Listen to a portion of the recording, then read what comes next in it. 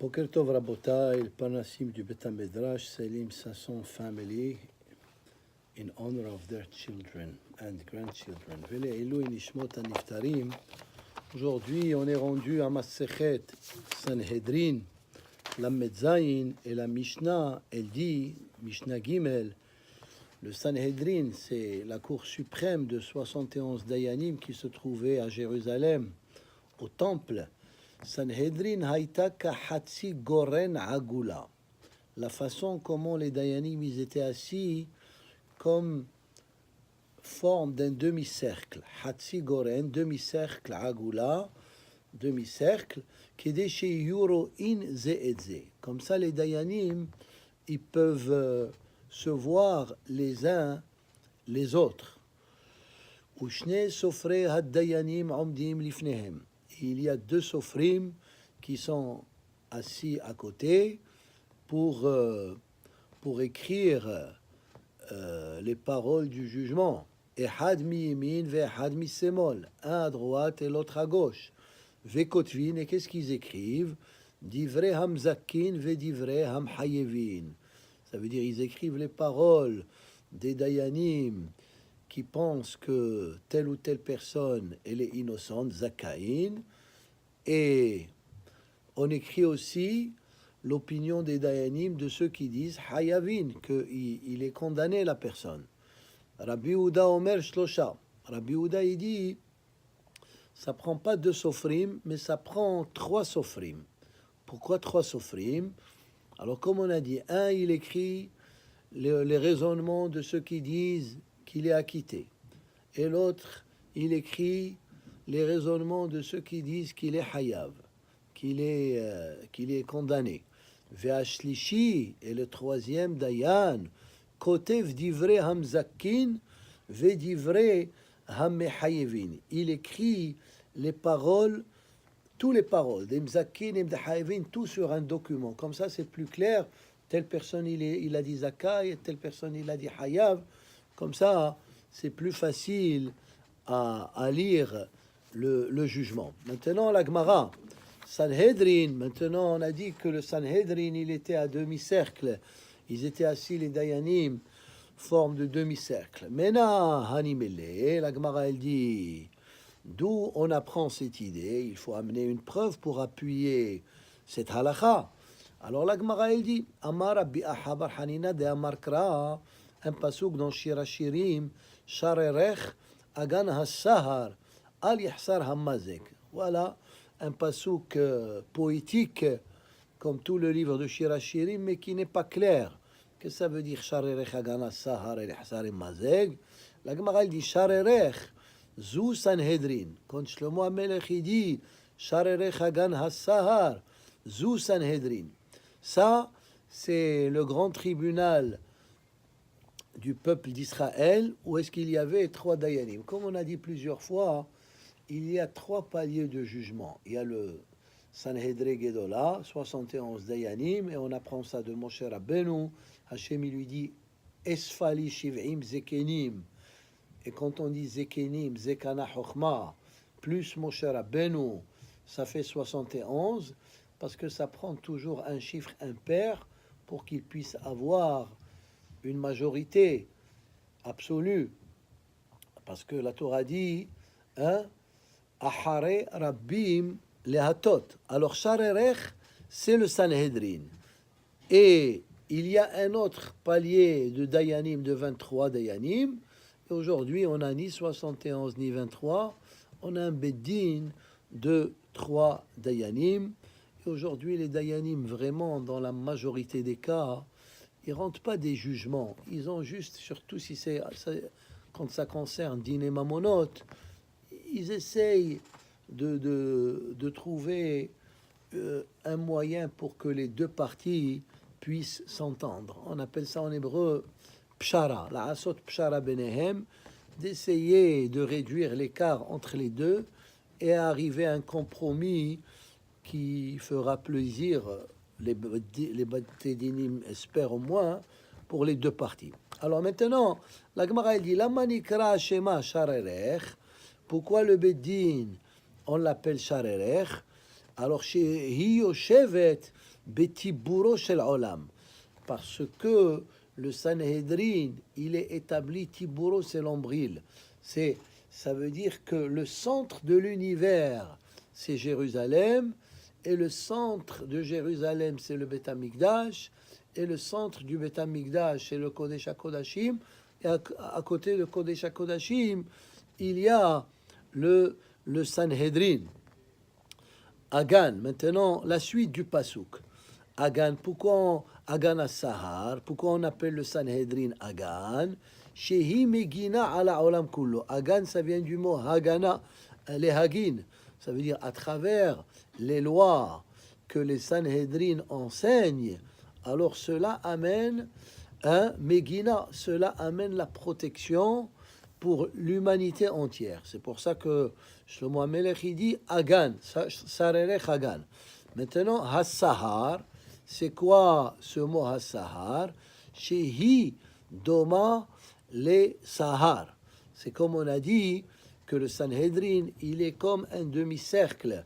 Sahar, c'est la lune. Al-Ihsar Hammazeg, qu'est-ce que ça veut dire?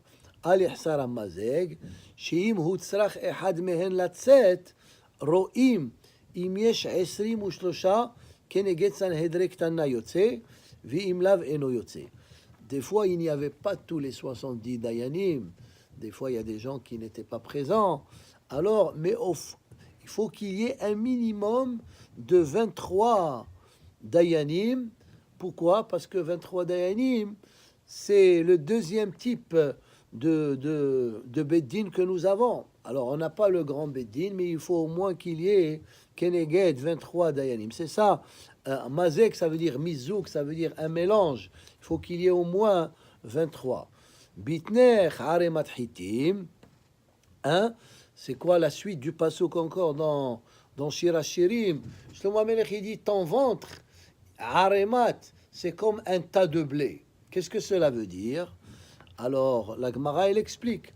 Ma Haremat Hitim hakol neheni mimena, comme un tas de blé, l'humanité entière tire bénéfice de ce blé, et le blé c'est le pain. Ça veut dire on a besoin du pain pour qu'on puisse subsister. Alors, ma aremat hiktim hakol neheni mimena, af Sanhedrin hakol neheni mita'mehen. La même chose, Shlomo HaMelech il fait une comparaison entre le Sanhedrin et entre le pain. Ça veut dire comme le pain, on a besoin du pain pour qu'on puisse vivre, alors neheni mimenu, on tire profit. Alors le Sanhedrin aussi, il est bon pour tout le Ham Israël parce que il nous enseigne les lois de la Torah convenablement, et des fois il y a des lois qui ne sont pas écrites, ils doivent débattre le sujet et arriver à une conclusion et de donner des bons ta'amim. Ta'am c'est un goût, comme la nourriture elle a un goût. Les mitzvot de la Torah, si on les comprend très bien, eh bien ils ont un bon goût. Ensuite, le pasuk il continue. Soga bashoshanim. C'est comme une clôture qui est faite avec des fleurs, avec des roses. Qu'est-ce que cette phrase veut dire? La Gemara elle dit she'afilu kasuga shel shoshanim lo yifretzu bahen peratzot. Ça veut dire quand Hachamim, quand le Sanhedrin des fois, ils nous font des barrières. Parce que la Torah, elle a donné l'autorité aux rabbins de faire des barrières pour ne pas qu'on puisse transgresser le péché. Par exemple, le Shabbat, il rentre à telle heure, Hachamim, ils viennent, ils ajoutent 18 minutes. Ça s'appelle Harhaka. Il nous éloigne de la Avera, parce que c'est marqué dans la Torah, ou Shmartem et Mishmarti, et Hachamim, ils interprètent Asu Mishmeret le Mishmarti. C'est comme quelqu'un qui a un jardin. Il veut protéger son jardin, alors il met une clôture. La même chose, Hachamim, la Torah, elle leur a donné ce pouvoir d'ajouter et de mettre des clôtures autour des mitzvot de la Torah, comme il est écrit dans le pasuk. Lo tasur min haddavar asher yagidu lecha yamin usmol. La Torah, elle nous ordonne que nous devons écouter les paroles de Hachamim. Maintenant, ces barrières que Hachamim, voilà, la fête de Shavuot arrive. Il y a le minhag de manger le laitage. Selon la Torah, on n'a pas le droit de les manger juste ensemble. Mais Hachamim, ils sont venus et ils ont fait une barrière. Ils ont dit, après manger la viande, il faut attendre 6 heures. Il y a des différentes coutumes là-dessus. Parce qu'il y a le ta'am de la viande encore dans la bouche, etc. Alors, ils ont fait une harhaka. Mais cette barrière, elle ne doit pas être une barrière en fer. Afilou shoshanim, même une petite barrière qui est faite avec des fleurs, ça leur suffit. Et la Gemara, elle va appuyer cette idée en racontant une histoire. Vehainu de amarle haut tzedoki le Rav Kahana. Les tzedokim, ils existaient au temps du Talmud. C'était des gens qui ne croyaient pas aux paroles de Hachamim. Alors ce tzedouki, il croyait uniquement aux paroles de la Torah. Ce tzedouki, il a posé la question à Rav Kahana. Amritu, vous avez dit dans votre Torah, Nida, une femme qui est Nida, qui a ses règles, Share li yehude bahade gavra. Elle peut rester dans la même maison avec son mari, même qui n'ont pas le droit d'avoir des relations, mais elle peut habiter. D'ailleurs, dans le Talmud, il y a une mahloket. Rabbi Akiva, il dit qu'une femme nida, elle doit sortir de la maison. Heureusement que la halakha, elle n'est pas comme Rabbi Akiva, parce que des fois, c'est marqué dans la Torah, quelqu'un qui est tamé, mihutz la mahane moshabo. Il faut qu'il soit à l'extérieur du camp. Mais la halakha, heureusement, elle n'est pas comme Rabbi Akiva. Imaginez-vous, si la halakha, elle était comme Rabbi Akiva, ça veut dire chaque juif shomer Shabbat, il doit avoir 2 maisons. Quand sa femme est nida, elle doit habiter quelque part. Mais la halakha, elle dit non, elle peut habiter dans la maison. Alors ce tzedouki, il a posé la question à ce hacham, Rav Kahana, comment est-ce qu'elle peut habiter à la maison? Il y a le Yetzerara, Efshar, Esh bin Oret, Ve'ena mehabhebet. Imagine, il lui donne cet exemple. Mets un peu de coton à côté d'une flamme de feu et vite, le coton, le feu, il va brûler vite la flamme. Ici, on parle du feu du Yetzerara. Ça veut dire surtout dans le Inyan de relations entre femmes, il y a le Yetzerara qui est très fort. C'est pour ça que Hachamim, ils ont interdit le yihoud entre un homme et une femme d'être isolés seuls dans un endroit, parce que comme Hachamim ils disent, en apotropos la arayot. Ça veut dire, concernant le domaine de relations, personne ne peut prétendre qu'il est fort, il peut retenir son Yetzerara. Un des seuls, c'était Yosef Hatzadik. Malgré que la femme de Potiphar, comme nous connaissons l'histoire, elle essayait de le séduire, et malgré qu'il était jeune, et malgré qu'il était le seul juif en Égypte, il s'est sauvé, il a mis sa vie en danger pour ne pas faire la Havera, et c'est pour ça qu'il a été nommé Yosef Hatzadik. Mais monsieur tout le monde, on n'est pas des tzadikim. Alors comment il lui a répondu Rav Kahana? Amarle, il lui a dit, ton raisonnement, il n'est pas valable. Pourquoi? HaTorah he'ida alenu suga bashoshanim, she'afilu kesuga bashoshanim lo yifretzu bahen peratzot. Ça veut dire, Am Israël, ils sont tellement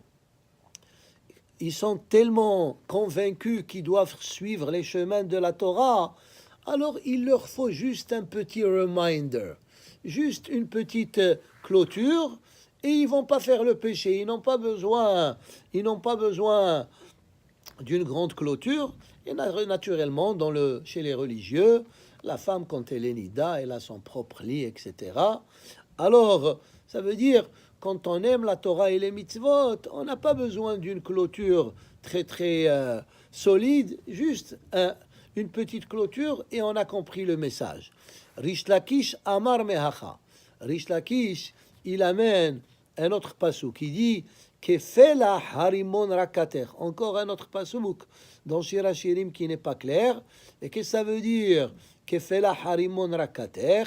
Hachamim, alors ce Hacham, il explique Rish Lakish, Afilu Rekanim Shebach, même ceux de Am Israël qui sont très loin de la religion. Ils sont rekanim, ça veut dire ils sont vides.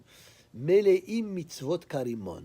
On est plein, même les juifs le plus éloignés, peut-être il ne vient pas à la synagogue toute l'année, juste Yom Kippour, et même malheureusement, il y a même Yom Kippour, ils ne viennent pas. Mais un juif, il est toujours un bon juif, il a toujours une étincelle de Kedusha à l'intérieur de lui-même. Il faut juste essayer de allumer cette lumière en lui, Ner Hashem Nishmat Adam, et certainement, peut-être il n'a pas fait des mitzvot ben Adam la makom, mais peut-être il fait des mitzvot ben Adam la havero, il fait du hesed, il fait de la tzedaka. Alors, et comme on a dit plusieurs fois, les mitzvot ben Adam la havero, aux yeux de Hakadosh Baruch Hu, ils sont beaucoup plus importants que les mitzvot ben Adam la makom, comme Rabbi Akiva il a dit, Ve'aftal re'acha kamocha, zeklal gadol batorah. Alors c'est ça, kefela harimon rakater. Rakater veut dire rekim, les juifs qui sont vides, ils sont pleins de mitzvot, comme cette grenade qui a des centaines de grains. Et ensuite on amène un autre pasuk, Rabbi Zera Amar Mehacha. Ici pour nous dire, il faut pas considérer, c'est pas parce que tu vois un juif qui n'est pas Shomer Shabbat que tu vas l'appeler Hazve Shalom, Racha ou autre. Peut-être c'est un Tinok chez Nishba, comme on a dit. Peut-être il n'a pas vu ça chez ses parents, il n'a pas étudié dans une école juive. Mais c'est pas parce qu'il fait pas des mitzvot, de prière, etc., que c'est un rachat. Comme on a dit, Kefela Harimon Rakater. On amène un autre pasuk dans ce sens. Fayara hetreach begadav. Al tikre begadav ela bogdav. Ici, on rentre dans l'histoire avec Yitzhak Avinu, quand il a donné la bracha à Yaakov. Il avait un doute si c'était Yaakov ou Esav, comme la Torah nous le dit. Hakol kol Yaakov, ve'ayedayim yede Esav. Et avant de lui donner la bracha, il voulait le sentir parce que Esav, il avait une odeur forte. Et parce que toute la journée, il était en train de chasser le gibier. Alors Yitzhak, il voulait sentir Yaakov pour voir si c'était Yaakov ou Esav, parce que Yaakov, il était un homme propre, Yoshev Ohalim, toute la journée, il était dans la Torah. Alors, mais là, la Gemara, il explique ce pasuk selon Rav Zera d'une autre manière. Qu'est-ce que ça veut dire? Vayara hetreach begadav, al tikre begadav et la bogdav. Ça veut dire que l'explication simple, il a senti les habits. Mais l'explication profonde, Yitzhak Avinu, il a vu dans la Nevoua que Yaakov Avinu, que de lui, ils vont sortir à Am Israël. Il a vu que même ceux qui sont loin de la religion, Bogdav, c'est Boged. Boged, c'est quelqu'un qui se rebelle contre quelque chose, quelqu'un qui trahit. Alors, Yitzhak Avinu, il a vu que même les Rechaim qui vont sortir de Yaakov Avinu, ça veut dire qu'ils vont... Yaakov Avinu, tous ses enfants, ils étaient des tzadikim, comme on a dit. Yaakov mitato shelema. Mais il y a quand même des Rechaim dans Am Israël. Yitzhak Avinu, il a vu dans la Nevoua que même ces Rechaim, Reach Bogdav, ils donnent des bonnes odeurs. Hein? Ils donnent des bonnes odeurs. Ça veut dire ils font des mitzvot. Et aujourd'hui, on peut voir ça dans le monde dans lequel nous vivons. Si on regarde les nouvelles, etc., il y a beaucoup de juifs qui ne sont pas Shomer Shabbat, etc., mais ils font beaucoup de Hesed. Hein? Et non seulement les juifs, des fois même il y a des non-juifs. Le Hesed, il est à la portée de tout le monde. Alors c'est ça. Ça veut dire, même quand on voit un juif éloigné, il ne faut pas le juger parce qu'il ne met pas de kippa ou il n'a pas de chapeau. Parce que nous, on regarde juste l'apparence extérieure des choses. Hashem yir'el al-levav, Adam yir'el al-enaim. Nous, on regarde juste l'apparence extérieure, mais Hashem, il voit l'intérieur des choses. Et comme Hachamim, ils nous disent, Al tistakel bakankan, il ne faut pas avoir l'apparence, il faut voir l'intérieur. Et finalement, la Gemara, elle conclut avec une histoire. Hanhu biryoné, biryoné, c'est comme si vous dites des voyous, hein? Des gens pas bien, biryonim. Dehavu bishvivute de Rav Zera. Ils habitaient dans le quartier de Rav Zera. Dehava mekarev lehu. Rav Zera, il les rapprochait, il leur parlait gentiment, malgré que lui, il était hacham, mais eux, ils n'étaient pas religieux. quand il les rencontrait, quand il rentrait ou sortait de chez lui à la maison, il leur parlait bien, il sympathisait avec eux, peut-être il leur disait quelques paroles de Torah. Qui heche, et pourquoi il faisait ça? Qui heche denehderu lehu betiufta. Comme ça, ils vont faire teshuva. Vahavu kabder rabanan.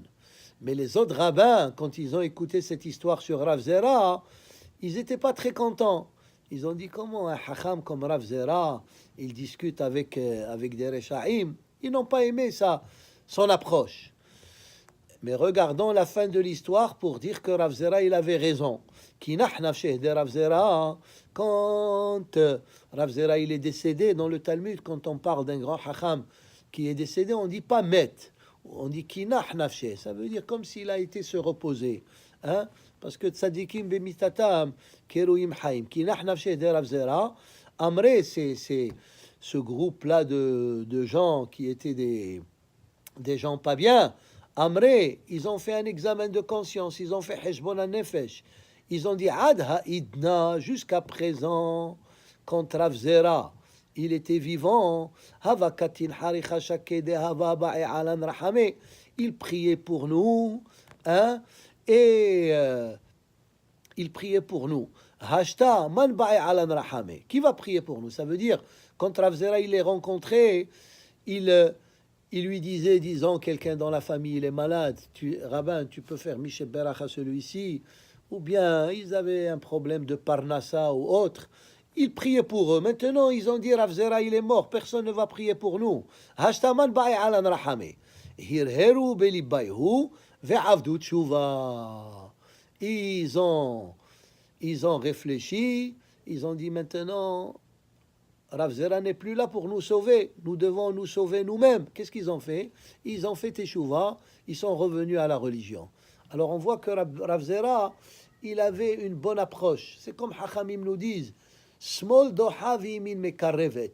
Toujours l'amour, toujours les karev anashim, il faut toujours être optimiste. Je conclus par une histoire de Harav Avraham Yitzhak Cohen Cook, qui était le premier grand rabbin d'Israël, Rishon LeZion, avant l'établissement de l'État d'Israël.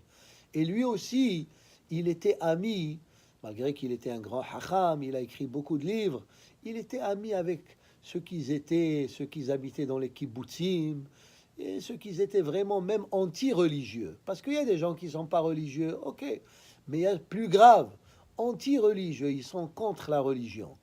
Et le Rav Kook, il était ami avec eux. Rav Avraham, Yitzhak HaKohen Kook, il était ami avec eux. Et les rabbins, encore une fois, comme l'histoire de Rav Zera, ils n'étaient pas contents. Il dit, comment il est ami avec les Rechaim?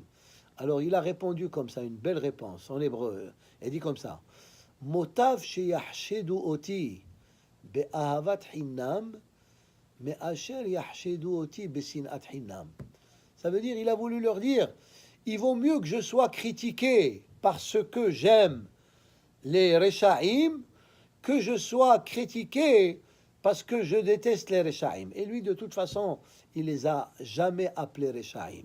Et d'ailleurs, le Talmud, il dit, Rabbi Meir, Israël shehata Israëlu. Un juif, malgré qu'il fait des péchés, il a toujours, dans son fond à lui, il est toujours bien, et il a une étincelle que peut-être elle est éteinte, une étincelle de Kedusha. Il faut alimenter cette étincelle de Kedusha, et comme ça, on va lui éclairer le chemin pour suivre les commandements de la Torah et des mitzvot. Baruch Adonai Le'olam. Amen ve Amen.